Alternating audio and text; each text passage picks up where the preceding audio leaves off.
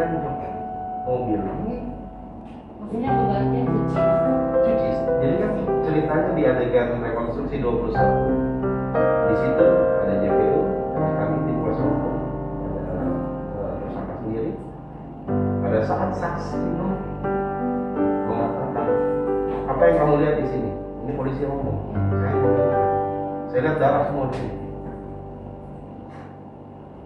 Nah, setelah dilihat darah, artinya kan korelasinya apa?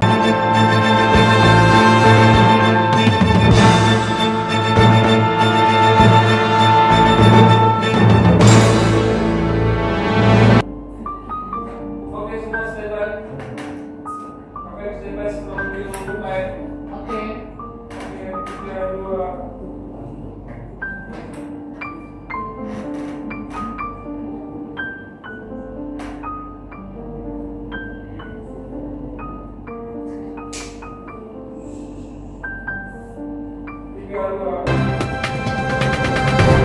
Siapapun termasuk aparat penegak hukum dan pengacara akan dihargai, disegani, dan dihormati bukan karena kewenangan dan kekuasaan yang dimilikinya, melainkan karena kapabilitas yang diwujudkan dalam kinerja yang terpuji dan profesional demi menegakkan kebenaran dan keadilan hukum.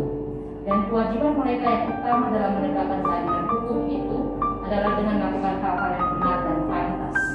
Tribuners demi mencari dan menegakkan keadilan bagi kasus kematian Asrid dan Lael, ibu dan anak yang tewas terbunuh di Kupang, Nusa Tenggara Timur akhir tahun 2021 lalu. Pengacara Aditya Nasution Sarjana Hukum memboyong keluarga Manafe, yakni Opa Saul dan kakak Jack Manafe ke Jakarta. Mereka mendatangi sejumlah tempat seperti di Mabes Polri, Komnas HAM, Komisi 3 DPR RI, dan Kejagung RI. Apakah mereka sudah menemukan keadilan hukum itu dan masihkah mereka mempercayai proses hukum yang kini masih berlangsung di Polda NTT? Hari ini Pos Kupang Tribun Network Kamis 3 Februari 2022 bersama saya November Novel di studio Ngobrol Asik Pos Kupang. Kami telah bersama dengan pengacara Aditya Nasution dan Jack Manafe untuk membahas hal itu. Pengacara dan keluarga bawa hadiah spesial dari Jakarta. Apakah hadiah spesial itu? Ikuti dan silakan memberi komentar atau bertanya selama acara ini berlangsung 1 jam ke depan. Selamat sore Kak Aditya. Selamat sore Kak Novel. Kabarnya? Kabarnya baik. Baik ya, baru turun dari pagi ya? Baru Kak turun dari Aditya? pagi. Dan Kak Jack, selamat sore juga. Selamat sore, sore Tribuners. Kak Jack, berapa lama di Jakarta? 1 minggu. 1 minggu bersama Opa ya. Opa selalu baik-baik. Ya, puji-Tuhan sehat semua. Selama di Jakarta, Kak Jack, apa hal baru yang tadi bisa? Ya, tentunya ada harapan baru. Harapan baru ya? Tentunya harapan baru. Seminggu itu punya harapan baru. Ya. Kak Aditya, harapan baru yang diinginkan oleh Kak Jack dan keluarga Asrid dan lain, apa bisa diwujudkan oleh pengacara? Ya, sedikit Kak Novel ya. Ya. Nah, balik lagi kami dari penasihat hukum pihak keluarga kita memfasilitasi sebenarnya. Jadi harapan baru ini sama-sama kita wujudkan. Jadi baik dari keluarga pun bersama-sama dengan kita mendorong untuk optimalisasi terkait dengan kemarin ada statement dari Pak Beni Kaharman yang menegur Bapak Kapolri terkait dengan penanganan kasus PKC. Jadi dari momen itulah kita ambil sebuah peluang untuk memaksimalkan sebenarnya perhatian dari Komisi 3, yang mana kemarin kita sudah banyak temui beberapa lembaga di Jakarta, terutama karena ini masih dari ranah kepolisian, kita fokuskan, kita sudah ke Barreskrim, Mabes Polri, dan juga sudah ke Karwasidik. Nah, tentu kemarin di sana itu banyak sekali harapan yang kita curahkan kepada pihak Mabes Polri terkait dengan kasus ini, terutama dari segi penanganan yang kita berharap dari pihak keluarga pun berharap dari Mabes Polri mau ambil alih perkara ini atau setidaknya melakukan supervisi bakat terhadap perkembangan dan penanganan kasus ini. Gitu. Kak Adit, sampai memboyong keluarga Manape ke Jakarta? Artinya kan kasus ini masih ditangani Polda nih. Apakah tidak percaya dengan proses penyidikan yang dilakukan oleh Polda NTT? Begini, bukan kita tidak percaya dengan Polda NTT. Toh kemarin pun pada saat kita paparan dengan Karwasidik dan Barreskrim di Mabes Polri pun dari pihak Polda NTT ada hadir, 4 anggotanya hadir sama-sama dengan kita paparkan semua. Jadi maksud dan tujuan kita adalah kenapa kita sampai harus ke Karwasidik Mabes Polri untuk perkara ini bisa ditindaklanjuti lebih baik lagi, karena kita sudah sama-sama jenuh melihat perkembangan yang stagnan. Mungkin ini kali ketiga saya ada di sini. Jadi mungkin Kakak Novel ingat saya waktu pertama saya bilang kita semua bukti kita sudah serahkan kepada penyidik. Tidak ada satupun yang saya buka. Itu janji saya. Tetapi satu kali saya datang ke sini, lalu kali kedua Kakak masih tanya sama saya masih bertahan. Ada 10 loh. Iya. Ada 10 hal yang Jadi kemarin waktu kita sama-sama di Karwasidik pada saat kita paparan, itu semua kita sampaikan secara lugas. Jadi dari 10 poin, ya kita ambil 3 poin saja yang buat kami ini fundamental sekali terhadap perkara ini. Karena apa? Kita tidak mau Polda NTT sia-sia melekatkan pasal demi pasal kepada RB. Dan juga jangan sampai nanti kejaksaan pada saat persidangan tidak memiliki cukup bukti untuk menjerat RB sebagaimana pasal yang sudah dilekatkan. Jadi tujuan kami datang ke sana justru untuk memperkuat Polda NTT, penyidik Polda NTT, ataupun menggugah keingintahuan atau suatu hal yang baru bagi Barreskrim untuk kiranya menganggap perkara ini cukup menarik, maka dibawa ke Mabes Polri, jadi mereka yang tangani. Itu harapan besar kami. Tapi manakala mungkin skupnya tidak terlalu luas untuk Mabes Polri, ya silahkan, tapi kita minta tolong supaya ini disupervisi gitu. Pak bilang ada 4 penyidik ya yang juga ikut ada di Mabes Polri itu. Apakah itu jalan bersama-sama dengan KJ atau mereka sendiri? Oh tidak. Kenapa sangat seperti itu, bersamaan seperti itu? Tidak. Jadi gini, kalau kita boleh kronologis, kita Kakak Jack tiba di Jakarta itu hari Rabu. Lalu kita hari pertama di hari Kamis, kita memang ada bersurat kepada Mabes Polri, Karwasidik, dan juga Propam dan ke kejaksaan. Nah, di hari kedua, alhamdulillah kita dari pihak keluarga dan penasihat hukum diterima oleh Karwasidik, Pak Brigjen Pol Iwan Kurniawan. Nah, disitulah kita sudah memaparkan apa-apa saja yang kita harapkan ini dibuka lebar oleh penyidik maupun disupervisi oleh Karwasidik dan juga bisa diperhatikan lebih lanjut. Nah, dari pertemuan hari Jumat, dari Karwasidik itu menentukan bahwa nanti kita hari Senin ada tolong hadir bersama kami di sini. Kita tidak diberitahukan adanya penyidik Polda akan datang. Kita hanya diberitahukan nanti tolong siapkan paparan untuk memaparkan bersama tim dari Barreskrim. Jadi hari Senin itu baru dipaparkan, bukan yang hari Kamis atau Jumat? Enggak, kita Kamis itu hanya memberikan surat. Kamis memberikan surat, lalu diberikan waktu di hari Jumat berbarengan dengan aksi dari rekan-rekan mahasiswa dan aliansi di Jakarta. Jadi pada saat hari Jumat kita memaparkan sedikit kepada Karwasidik. Nah, alhamdulillah dan puji Tuhan di situ Bapak Karwasidik sendiri yang menemui kita keluarga, lalu kita bisa paparan dan beliau langsung meminta supaya di Tipidum atau Direktorat Pidana Umum Barreskrim untuk beraudiensi dengan kita di hari Senin. Jadi kita tidak tahu akan kehadiran Polda. Nah, kita baru tahu pada saat kita sama-sama mau naik ke lantai 4 itu untuk gelar. Jadi kita lihat di situ ada Pak Kasub, ada Pak Waksidi Polda NTT dengan Kapolsek Alak.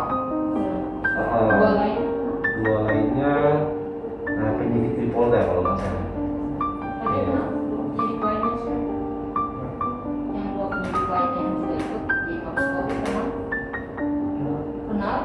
Yang dua penyidik lainnya dua penyidik dari Polda, duanya dari Polsek. Yang penyidik itu tidak kenal namanya ya? Ada kenal. Ya? Bisa disebutkan? Kalau dari Polsek, Pak Kapolseknya sendiri dengan salah satu penyidiknya itu Pak Franky. Sebelum kita ngomongi apa yang dibicarakan di dalam pertemuan hari Senin itu, Pak Adit memboyong keluarga Mafe ke Jakarta ini. Apa sih urgennya? Kan sebenarnya kalau misalnya kita lihat, kan Pak Adit bisa nih sendiri kok Mafe ya sih. Pentingnya apa Pak? Jadi begini, dari awal saya dengan pihak keluarga ingin segala sesuatunya bersama-sama. Dalam artian kita tidak mau nanti someday ini adalah pekerjaan dari PH. Kita mau semua kerja bareng. Saya pun tidak bisa atau dari pihak keluarga pun, dari pihak penasihat hukum pun tidak bisa membuat suatu terobosan tanpa adanya kehadiran keluarga. Kehadiran keluarga ini penting buat kami. Jadi mensupport seluruh kinerja dari penasihat hukum. Gitu. Jadi itu kenapa kemarin saya bilang Pak Kajek sama Opa berkenan tidak kalau ini kita sudah ada planning untuk memanfaatkan momentum pada saat Pak Benny Kaharman paparan dengan Kapolri. Bagaimana kalau kita hadir di sana? Sekaligus kita bersilaturahmi dengan Pak Benny di Komisi 3, sekaligus menyampaikan surat kita. Alhamdulillah, puji Tuhan dari Pak Kajek dan Opa siap sudah di Jakarta. Gitu. Jadi, nah itu kan semuanya dari ya ucapan terima kasih juga dari penasihat hukum dan keluarga kepada Pak Benny Kaharman yang berani menyuarakan aspirasi masyarakat NTT di Komisi 3 gitu. Dan juga tentu semangat lain adalah kita pada saat paparan dengan Karwasidi ada beberapa hal yang hanya diketahui pihak keluarga bisa memberikan masukan kepada kita. Kajek kemudian Kajek ke Jakarta sama seminggu ya sama Pak Sauli, pembiayaannya difasilitasi oleh siapa? Keluarga atau Ya, seperti yang dikatakan Pak Adit, ini ajakan dari Pak Adit dan Tuhan, semuanya ini katanya melakukan. Pak Adit lah yang ditunjuk oleh Tuhan untuk membayar kami keluarga sampai ke Jakarta, dan tentunya kami juga di sana tidak bisa tinggal di tempat yang tidak tepat, tentunya di tempat yang sudah disiapkan oleh Pak Adit semua ya. luar biasa ya Pak Adit. Pasti masyarakat NTT masih berterima kasih nih Pak Adit sama keluarga. Pak Adit 3 poin yang dari 10 poin yang dulu Pak Adit janjikan. Iya. Masih di tempat yang sama nih Pak Adit. Masih di tempat yang sama. Ya, 10 Pak Adit minta 3 poin. Boleh dong dibeberkan 3 poin yang menjadi urgen dari kasus ini yang sehingga bisa terungkap sebenarnya kasus ini. 3 poin itu apa gitu? Jadi begini, saya waktu hadir ke sini pasal yang masih diterapkan adalah pasal 338. Waktu itu kakak Novel bertanya kenapa Kak Adit kita harus ada 340 karena harus ada perencanaan. Oke, kemudian selang berapa lama, mungkin setelah surat kita atau setelah pengembangan dari pihak Polda NTT, muncullah pasal 340. Kenapa saya bilang ada 3 poin yang paling fundamental? Yang pertama adalah tidak sesuainya hasil otopsi rekonstruksi yang sudah dijalankan. Kenapa kita baru komplain sekarang? Karena kita baru tahu detail hasil otopsi setelah rekonstruksi dijalankan. Sekarang hasil otopsinya sudah sampai ke keluarga.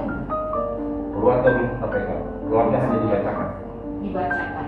Tapi menurut aturan hukum mesti tidak otopsi itu diserahkan ke keluarga kan? Ya, seharusnya dan seyogianya itu harus diberikan karena ini kan penyebab kematian dari anggota keluarga. Ini kan keluarga yang dirugikan, kehilangan keluarganya. Sudah diminta, Kita sudah berkali-kali minta kok. tidak dikasih, tapi dibacakan. Dibacakan. Dibacakan itu setelah rekonstruksi. Setelah seminggu setelah rekonstruksi. Berarti apa yang tadi kami bilang kejanggalan hasil otopsi tidak sesuai dengan rekonstruksi seperti apa Pak? Jadi begini, di dalam hasil visum yang dibacakan oleh pihak Polda NTT terhadap penemuan jenazah wanita Mr. X pada saat itu, kenapa kita katakan tidak sesuai dengan hasil rekonstruksi? Saya katakan hasil rekonstruksi dulu kita bicarakan. Semua warga NTT tahu, apalagi warga Kota Kupang tahu pada saat pelaksanaan rekonstruksi tidak ada satupun gerakan selain daripada mencekik Di dalam mobil. di dalam mobil. Kenapa saya bilang ini paling fundamental untuk penerapan pasal 340? Karena hasil otopsi berbicara lain. Pertama, luka memar di atap puncak kepala akibat kekerasan benda tumpul yang menyebabkan adanya resapan darah dan pendarahan di selaput keras otak. Yang kedua, luka-luka memar di bagian dada tengah akibat kekerasan benda tumpul. Yang ketiga, luka memar di alat gerak atas dan alat gerak bawah akibat kekerasan benda tumpul. Apa berarti tangan dan kaki ya tadi? Ini lengan. Oke. Terus ditemukan adanya tanda-tanda pembekakan. Lalu yang selanjutnya ditemukan adanya luka kekerasan di bagian mata sebelah kiri akibat benda tumpul, luka kekerasan di bagian mulut serta hidung akibat benda tumpul, dan ditemukan tanda-tanda mati lemas. Ini untuk jenazah AT. Lalu rekonstruksi terhadap korban Lael. Semua tahu Lael dikatakan sesuai rekonstruksi itu dicekik oleh Astrid atau ibunya. Tetapi hasil otopsi berkata lain. Yang pertama, ada robekan pada tulang atap tengkorak kepala serta pembekakan di bagian mulut dan hidung, dan juga tanda-tanda mati lemas. Tidak ada cekik yang menyebabkan kematian. Itu poin pertama. Ngomongin poin pertama Ya. resapan darah, ada apa di dada tengah, bukan memar di kepala untuk pasti, atau tidak mungkin di lalem ada robekan di tulang atap tengkorak ya. Apakah ini bisa terjadi ketika sudah meninggal, kemudian mungkin terjadi gesekan atau pemindahan, kemudian mungkin bisa terjadi, bisa nggak terjadi seperti itu? Saya rasa begini, pada saat konferensi pers di Dokes Polda NTT, jelas ini menyatakan penyebab kematian. Penyebab Kematian. berarti terjadi sebelum dia meninggal. Setelah kematian beda. Jadi inilah penyebab kematian yang ditemukan, tanda-tanda penyebab kematian yang ditemukan pada saat korban ditemukan.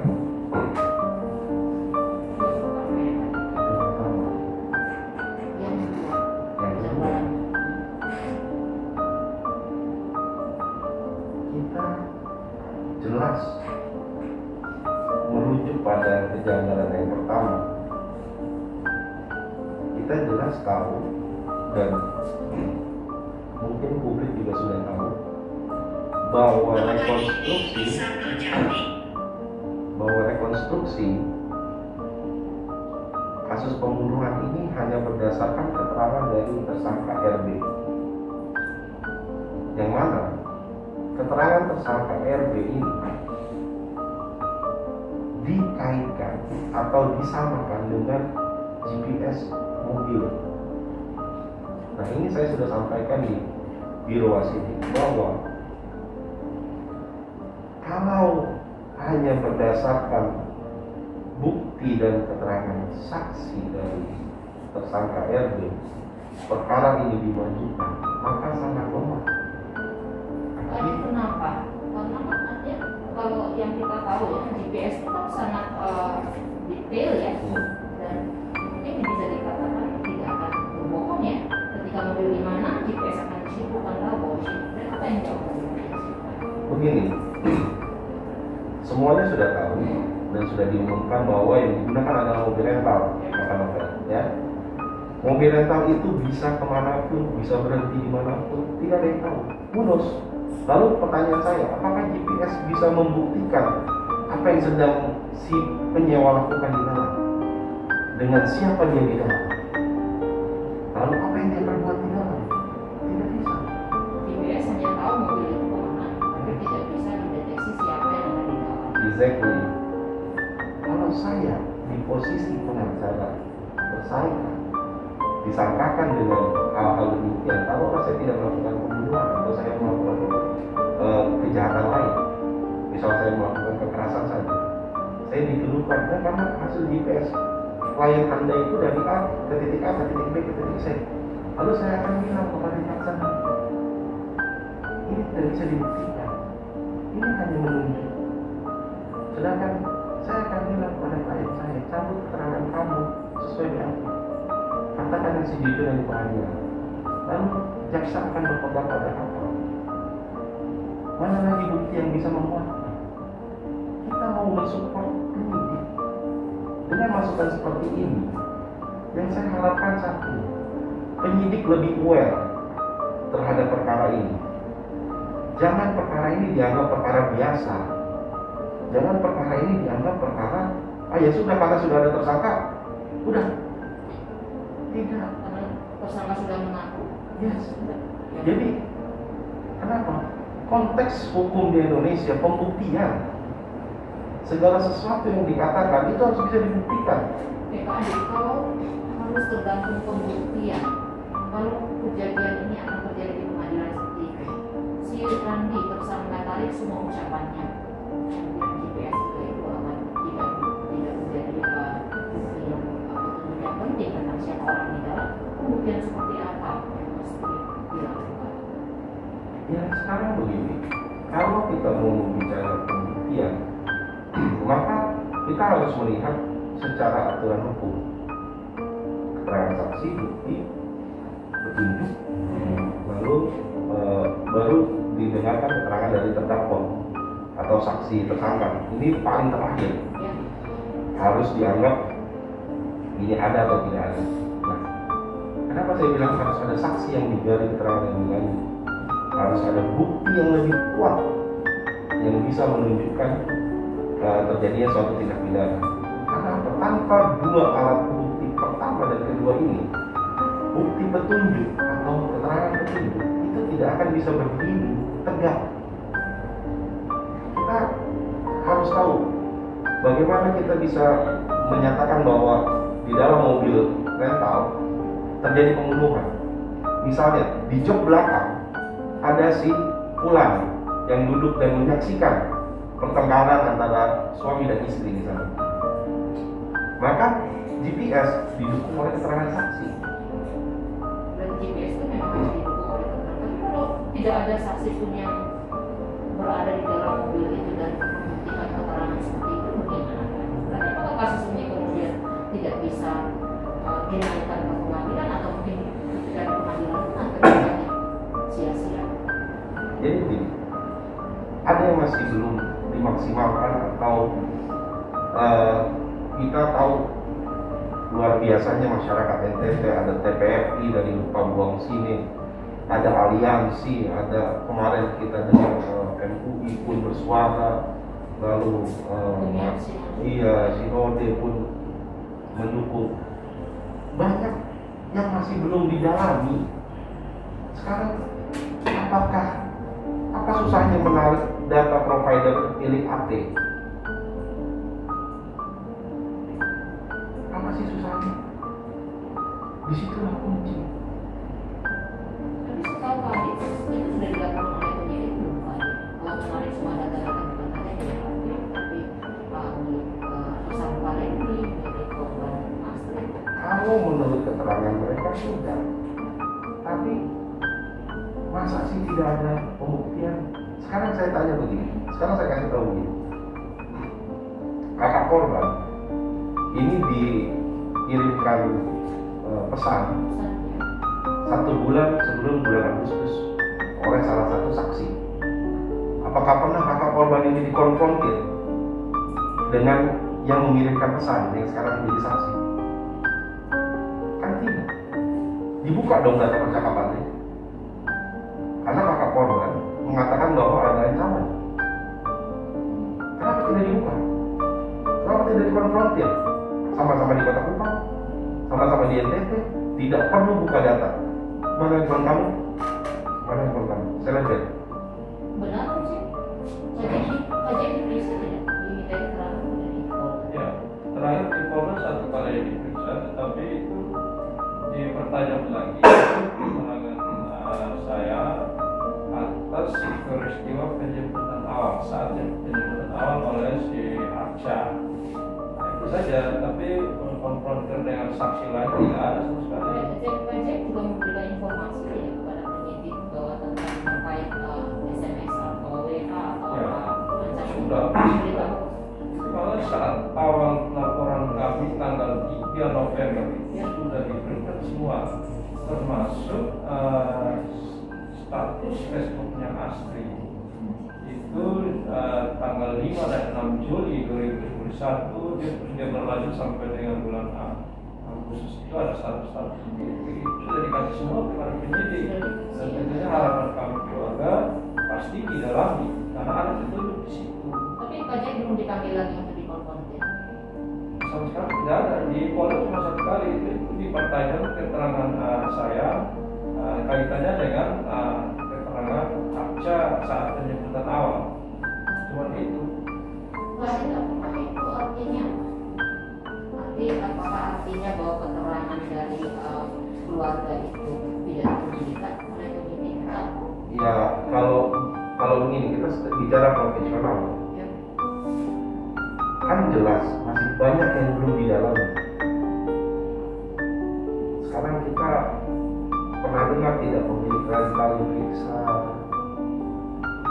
lalu tempat cucian mobil diperiksa lebih jauh yang menemukan darah, lalu ada satu adegan di mana ada adegan ini sambungan ya dari eksekusi, lalu kan ada timbul bercak darah yang saya bilang ada kejanggalan di situ.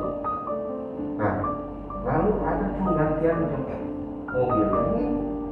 Maksudnya penggantian cuci atau? Cuci. Jadi kan ceritanya di adegan rekonstruksi 21. Di situ ada JPU, ada kami tim kuasa hukum, ada tersangka sendiri. Pada saat saksi mengatakan, apa yang kamu lihat di sini? Ini polisi yang ngomong. Saya yang melakukan. Saya lihat darah semua di sini. Nah, setelah dilihat darah, artinya kan korelasinya apa? Penyebab kematian pada saat eksekusi itu. Rekonstruksinya Iya. di kursi depan. Kursi depan. Kenapa ada darah di depan? Oke, setelah dicuci, menurut keterangan tersangka masih belum hilang baunya darah. Lalu diganti joknya karena si pemilik rental tidak mau menerima atau masih komplain dengan bau. Kan pertanyaan saya, pemilik rental tahu dong mobil ini ada bau-bauan. Baunya ditanya nggak? Kata tersangkanya bau apa sih? Ya kan, kamu harus bawa apa? Apa mau curiga? Kalau dikatakan bau ikan dengan bau darah, beda bos. Ya, kenapa nggak ditanya dong pemilik rental? Ini mobil siapa? Lalu ada hal-hal lain kayak semacam di adegan rumah Alfian, jelas ada saksi yang mengatakan bahwa ya, saya bersama-sama dengan saksi B, tidak ada di rekonstruksi, mencari suami saya tersangka ini. Nah, ini menggunakan mobil yang berbeda. Mobil ini mana? Tidak di dalam. Kan semuanya bisa berasumsi. Nah, kita kan maunya jadi penyidik ini tidak berdasarkan testimoni saja. Jadi janganlah kita yang dikatakan selalu memberikan testimoni, sedangkan testimoni kita, apalagi kami dari kuasa hukum, selalu berdasarkan fakta yang disajikan oleh polisi. Kita kan bisa beranalisa, kita kan sama-sama baca buku yang sama tentang hukum acara pidana. Masa kita sekarang beranalogi, oke, mati dicekik, kenapa ada darah? Itu tidak usah orang hukum, mungkin ya orang apapun, orang ekonomi pasti akan tanya nih, dari mana ya mati cekik ada darah, mati dicekik terlalu pecah. Berarti adalah yang paling benar itu adalah hasil otopsi ya, bahwa ada retak dan sebagainya, sehingga mungkin akan menimbulkan gangguan di jangkauan. Iya, tapi pertanyaannya sesuai tidak dengan rekonstruksi? Tidak sesuai dengan tekanan tersangka juga. Tidak. Tersangka apakah lupa cara membunuh korban ini? Kan kita boleh tanya dong. Mungkin tersangkanya lupa atau gimana? Satu statement sedikit. Kemarin saya sampaikan di depan Pak Anwar ini bahwa keluarga tidak akan jauh-jauh ke Jakarta. Andai kata rekonstruksi menyebutkan bahwa dihantam kepalanya, dipukul mulutnya, ditendang, di apa yang menyebabkan banyak darah, tidak akan jadi pertanyaan. Korelasinya nampak. Keterangan tersangka, hasil visum, rekonstruksi jamin. Kalau dikatakan bahwa dibunuhnya dengan cara dipukul, Benda tumpul. iya, dan benda tumpul. Nah, artinya gini, benda tumpul bisa tangan, bisa apapun itu. Nah, artinya tidak akan timbul pertanyaan dari kami pihak keluarga. Kenapa sih ini? Nah, sekarang kita pun penasaran keluarga, ini yang benar yang mana? Kita mau tahu ini darahnya dari mana? Ini pecah kepala apa penyebabnya? Kenapa kami kemarin minta otopsi ulang? Kita mau tahu yang benar matinya kenapa? Karena apa? Karena korban, keterangan korban itu fundamental, penting sekali pada saat persidangan. Manakala meninggal, maka hasil otopsi lah yang berbicara sebagai keterangan saksi korban. Daerah ini sehat dan ini menjadi satu harapan yang baru yang kuat bagi kita fokus sendiri, karena kami di mana-mana selalu terlintas bayangan asli dan lain, selalu saja terlintas, sehingga itu menjadi kekuatan sendiri bagi kami keluarga untuk terus berjuang. Kami tahu kami tidak sendiri, tetapi justru kamilah yang harus lebih kuat. Sehingga kami berpikir bahwa pasti dalam kurun akan terbuka lagi semua, dan menjadi dasar kuat kami sampai ke Mabes Polri, bukan berarti kami tidak mempercayai Polda NTT. Ya, secara institusi seharusnya kami tidak sampai lagi ke Mabes Polri, tapi dengan melihat pada kejanggalan-kejanggalan dan masukan-masukan yang ditemukan oleh kami selaku keluarga maupun PH sudah diberikan kepada pihak penyidik untuk didalami, tetapi kurang maksimal, sehingga kami perlu untuk memberikan perlindungan hukum langsung dari Mabes Polri untuk kalau bisa diadili lagi tidak kami dapatkan. Karena ini kan masalah kemanusiaan, masalah nyawa manusia, bagi dua orang menetapkan bayi 10 bulan dan tidak berusaha. Nah, ini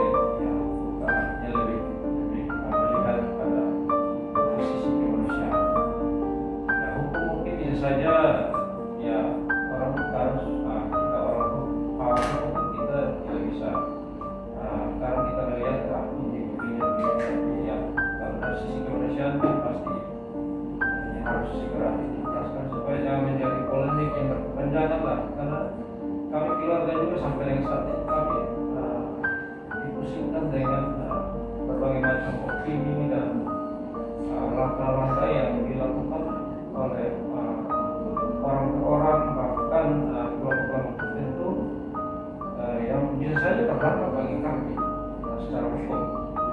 Sehingga ini kan akan terlalu lama, nanti bisa saja digiring kepada ranah yang lain sehingga lari daripada hukum itu sendiri. Nah, ini menjadi kekhawatiran kami keluarga.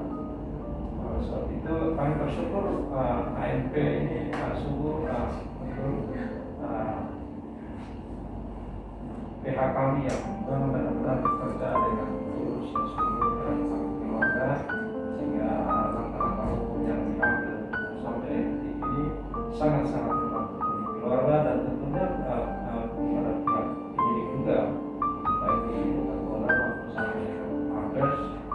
Dan kami melihat kiranya kalau misalnya ada konspirasi atau apa di balik kasus ini, kami sebagai orang awam kami berpikir kemungkinan ada orang-orang yang mungkin saja membantu pihak korban lah. Saya tidak mau bilang konspirasi ya, karena kita berbicara juga kan adanya relasi. Ya bagaimanapun korban ini kan punya relasi. Siapapun orangnya, walaupun kita punya keluarga sendiri berbuat salah, kita tidak mau bela juga kan serba salah. Jadi kita berbicara normatif, itu kan adanya relasi. Saya tidak mau berbicara konspirasi, tapi saya pikir ini kan relasi. Sehingga dari relasi-relasi inilah yang bisa juga menyebabkan masalah ini terlalu lama, sehingga lama diselesaikan. Sehingga ini kan bisa merugikan bukan kami keluarga, tetapi bisa merugikan masyarakat pada umumnya. Bayangkan saja orang rela meninggalkan pekerjaan atau dalam kesehariannya, terus dia berkonsentrasi penuh kepada kasus ini. Ini kan suatu fakta sosial yang menunjukkan kepada kita semua ini kasus ini menurut profesor terlalu lebih apa ya? Begitu. Tetapi ini fakta sosial menunjukkan seperti itu. Iya, seolah kasus ini ibarat gula yang sangat banyak, sehingga ini kan sudah sangat menyita kami keluarga. Jadi harapan kami keluarga ya jangan sampailah merusak kota Kupang ini, jangan sampai merusak institusi kepolisian, terus jangan sampai pokoknya cepatlah. Kalau memang harapan kami keluarga yang Mabes tarik, tetapi kalau dari Mabes putuskan tetap di Polda, ya oke lah, kita tidak masalah. Yang penting didalami, karena fakta-fakta kejanggalan yang ada menunjukkan bahwa memang harus perlu didalami. Karena kami berbicara fakta dan ada bukti di situ yang sudah disampaikan ke Mabes Polri langsung. Kajik, maksud saya selama Kajik kemarin di Jakarta sama berapa kali? Satu kamar sama Papa? Iya. Satu kamar. Sebelum tidur, Opa selalu. Dan yang pasti tiap hari di sana kami berdoa. Setiap jalan sholat pasti selalu berdoa. Ada diskusi tidak yang dibangun secara pribadi antara Opa selalu dan Kajik setiap misalnya pulang dari Mabes Polri masalah harapannya? Iya. Itu saling menguatkan. Dan apa harapan?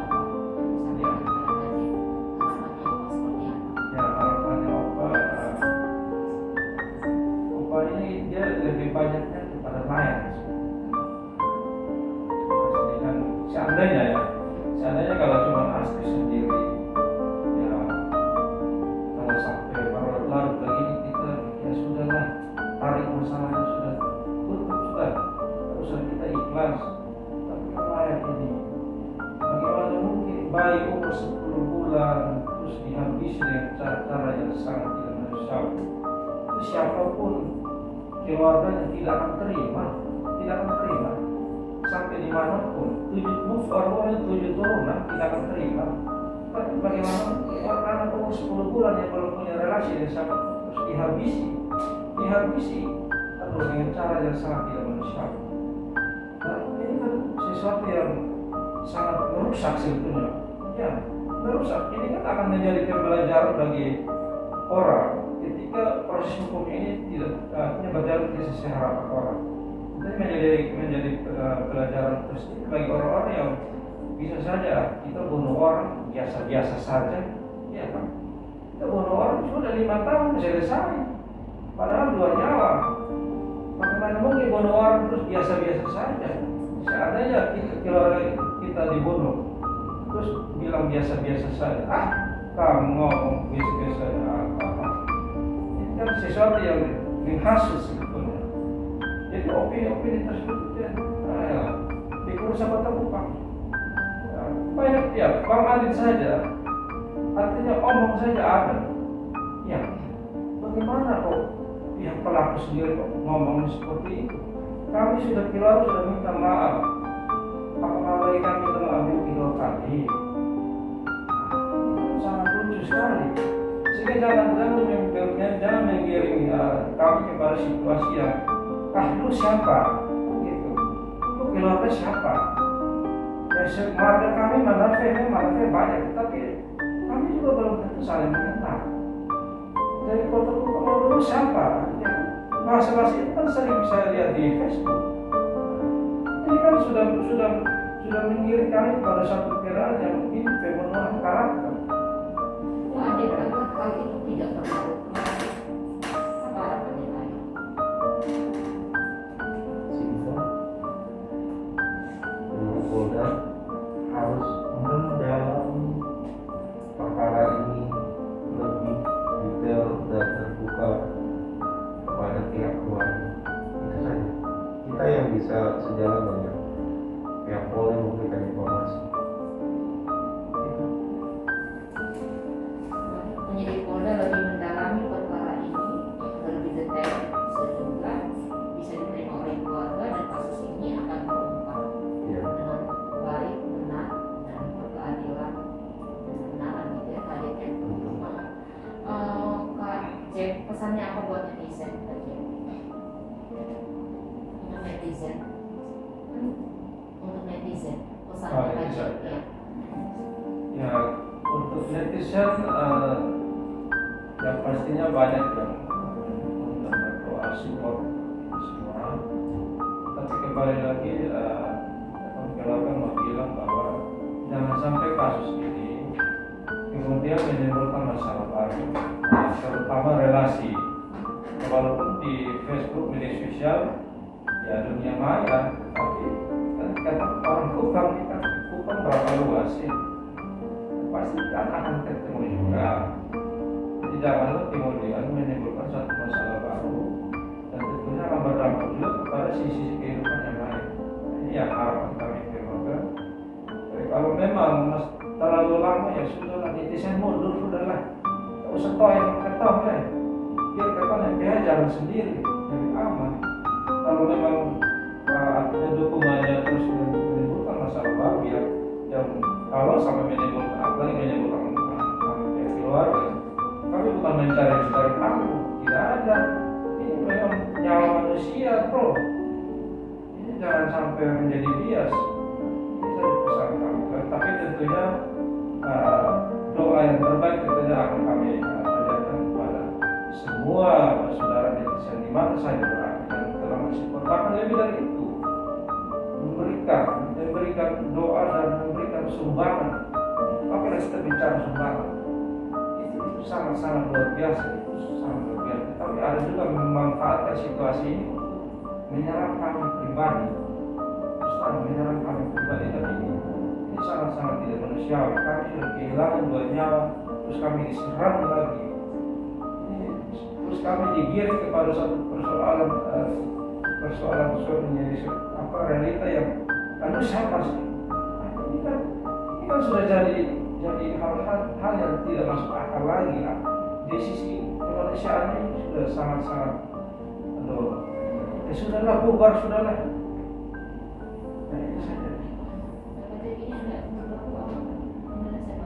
Dari Jolie Jasmine, Pak Adi bersama rekan-rekan yang melayani dengan tulus, Tuhan berkati selalu. Dari Ratu Marsha, semangat Pak Jack dan Pak Saul. Dari Film Asmes Gaming, betul kakak sayang, ini bukan masalah biasa-biasa saja kakak. Kita punya omong yang bilang biasa-biasa saja itu yang bikin rusak atau pemikiran di NTT. Kak Adit,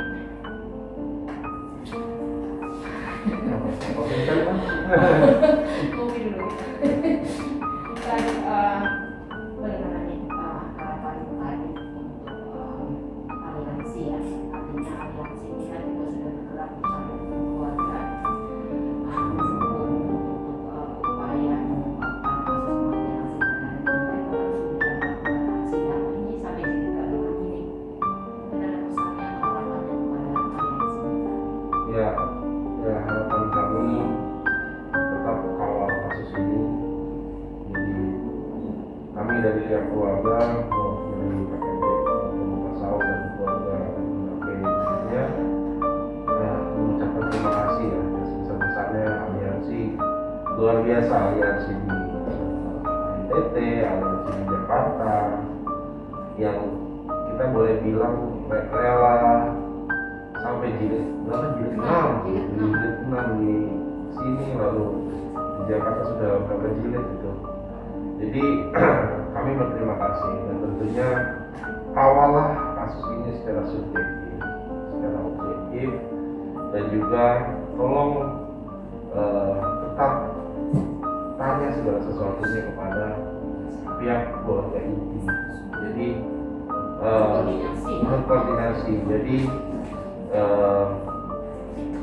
jangan sampai teman-teman di aliansi ini yang sudah luar biasa semangatnya menyuarakan kebenaran, keadilan, itu mendapatkan informasi yang dari pihak-pihak yang masih diragukan kebenarannya. Tolonglah datang kepada keluarga, sambangi keluarga, ajak keluarga ngopi.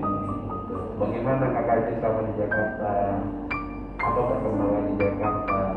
Mana tahu setelah melihat hasil di Jakarta, aliansi teman-teman aliansi di Kupang, oh ini kita waktunya kita kawal ini hasil dari Jakarta di kota Kupang, ayo kita suarakan lagi, misalnya seperti itu.